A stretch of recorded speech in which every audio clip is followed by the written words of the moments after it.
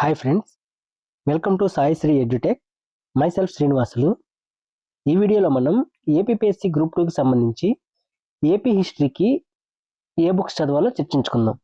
ముందుగా AP history అనగానే మనకు గుర్తు వచ్చే బుక్స్ ఏమైనా ఉన్నాయంటే అవి జోగినాయుడు, సేనయ్య, ఇలా పెద్ద పెద్ద బుక్సే మన మైండ్లో ఉంటాయి. ఇలా పెద్ద పెద్ద బుక్స్ వెనకపడి మనం కాంపిటీషన్లో వెనకపడిపోతున్నామని చాలా మందికి అర్థం కావట్లేదు.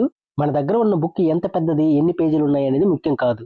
అందులో మన ఎగ్జామ్కి అవసరమైన కంటెంట్ ఎంత ఉందనేదే ముఖ్యం. అసలు జోగినాయుడు, సేనయ్య ఇంకా వేరే ఆథర్స్ రాసే పెద్ద పెద్ద బుక్స్ లేకుండా మనం ఏపీ హిస్టరీలో మంచి మార్కులు తెచ్చుకోలేమా అనేదే ఈ వీడియో యొక్క ముఖ్య ఉద్దేశం. చూడండి, అసలు జోగినాయుడు, సేనయ్య ఇంకా వేరే ఆథర్స్ రాసే పెద్ద పెద్ద బుక్స్ లేకుండా ఏపీ హిస్టరీలో మనం మంచి మార్కులు తెచ్చుకోలేమా? ఇది అందరికీ పెద్ద క్వశ్చన్ ఈ వీడియో చేసే ముందు వరకు. ఇప్పుడు నేను మీకు క్లారిటీ ఇచ్చే ప్రయత్నం చేస్తాను. చూడండి, మనకు ఏ బుక్స్ చదవాలనేది ఏపీ హిస్టరీకి సంబంధించి క్లారిటీ ఎప్పుడు వస్తుందంటే మనం ప్రీవియస్ ఇయర్స్ పేపర్స్ ఒకసారి చెక్ చేసుకున్న తర్వాత అర్థమయ్యేదానికి అవకాశాలు ఉన్నాయి. మనకు గ్రూప్ 2కి సంబంధించి 2008 నుంచి 2025 రీసెంట్గా జరిగిన గ్రూప్ 2 ఎగ్జామ్ వరకు మనకు ఏపీ హిస్టరీ అనేది కంటిన్యూస్గా 2008 నుంచి 2025 వరకు మనకు ఏపీ హిస్టరీ అనేది గ్రూప్ 2 సిలబస్లో ఉందనే విషయం మీరు మైండ్లో పెట్టుకోండి. ఓకేనా? 2008 నుంచి 2025 వరకు జరిగిన గ్రూప్ 2 ఎగ్జామ్స్ సంబంధించి ఏపీ హిస్టరీకి సంబంధించి వచ్చిన క్వశ్చన్స్ అన్ని మీ దగ్గర పెట్టుకునే ప్రయత్నం చేయండి. ఇకపోతే ఆ ప్రీవియస్ ఇయర్స్ క్వశ్చన్ని మీరు గమనించిన తర్వాత మనం పెద్ద పెద్ద బుక్స్ వెనకాల పడాల్సిన అవసరం అయితే ఉండదని మీకు క్లారిటీ వస్తుంది. ఈ వీడియోలో నేను చెప్పే బుక్స్ను పక్కన పెట్టుకొని గత గ్రూప్ 2 ఏపీ హిస్టరీకి సంబంధించి 2008 నుంచి 2025 దాకా జరిగిన ఎగ్జామ్స్ని ఈ బుక్స్ ఎంతవరకు కవర్ చేసే అంశాన్ని పరిశీలించి మీరు ఏ బుక్ చదవాలో డిసైడ్ అవ్వండి. నేను రెఫర్ చేసే బుక్స్ అందరికీ తెలిసినవే, బట్ వాటి మీద మనకు 100% నమ్మకం ఉండదు.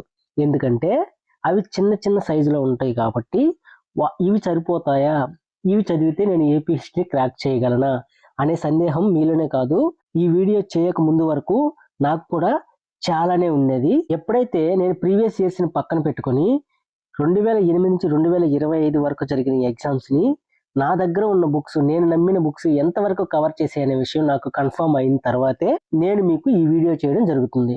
ఒక్కసారి మీరు ప్రీవియస్ ఇయర్స్ పేపర్స్ని పక్కన పెట్టుకొని ఇప్పుడు నేను చెప్పే ఈ 3 బుక్స్ని పక్కన పెట్టుకొని ఒక్కసారి చూడండి. ఒక జోగినాయుడు, ఒక సేనయ్య బుక్ని ఎన్ని పేజీలు చదివి మనం ఎంత స్కోర్ చేయగలుగుతున్నాం, ఇప్పుడు నేను చెప్పే బుక్స్లో ఎన్ని పేజీలు, ఎంత కంటెంట్ చదివి మనం ఎన్ని బిట్స్ పెట్టగలుగుతున్నాం ఒకసారి చెక్ చేసే ప్రయత్నం చేసుకోండి. పూర్తి అనాలిసిస్ చేయకుండా ఏపీ హిస్టరీ స్టార్ట్ చేయొద్దని నేను చెప్తాను. ఈ బుక్స్లో మన సిలబస్కి సంబంధించిన పాయింట్స్ ఎక్కడెక్కడ ఉన్నాయో వాటిని ఎలా అప్రోచ్ అవ్వాలనే విషయాన్ని గురించి నేను నెక్స్ట్ వీడియోలో మీకు చర్చించే ప్రయత్నం చేస్తాను. ముందు మీరు ప్రీవియస్ ఇయర్స్ పేపర్స్ని పక్కన పెట్టుకొని నేను చెప్పే ఇప్పుడు ఈ 3 బుక్స్కి సంబంధించి మీరు ఒకసారి చెక్ చేసుకునే ప్రయత్నం చేయండి.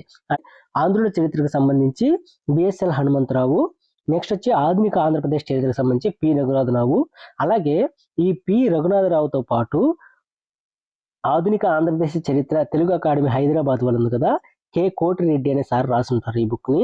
చాలా మంచి బుక్ అండి. ఒక్కసారి మీరు ప్రీవియస్ ఇయర్స్ పేపర్స్ని పక్కన పెట్టుకొని ఈ బుక్ని పక్కన పెట్టుకుంటే మీకే మిరాకిల్ అనుకుంటారు ఈ బుక్. ఎందుకంటే అంత కంటెంట్ ఉంది, ఈజీ వేలో ప్రతి ఒక్కరూ అర్థం చేసుకునే భాషలో రాశారు సార్ ఈ బుక్. మరి ఈ 3 బుక్స్ని మీ దగ్గర పెట్టుకొని ప్రీవియస్ ఇయర్స్ పేపర్ని ఒకసారి చెక్ చేసుకొని తర్వాత మీరు డిసైడ్ అవ్వండి ఏ బుక్కి వెళ్ళాలనే విషయాన్ని. ఈవెన్ జోగినాయుడు, సేనయ్య ఇంకా పెద్ద పెద్ద బుక్స్ ఉంటాయి మార్కెట్లో, వాటిని చూసి మోసపోవద్దని నేను చెప్తాను.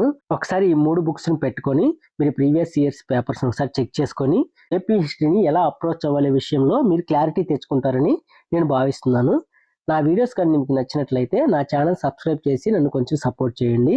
మనం నెక్స్ట్ వీడియోలో ఏపీ హిస్టరీకి సంబంధించిన సిలబస్ని డీకోడ్ చేసుకొని వాటిని ఎలా అప్రోచ్ అవ్వాలనే విషయం గురించి చర్చించుకునే ప్రయత్నం చేద్దాం. Thank you so much.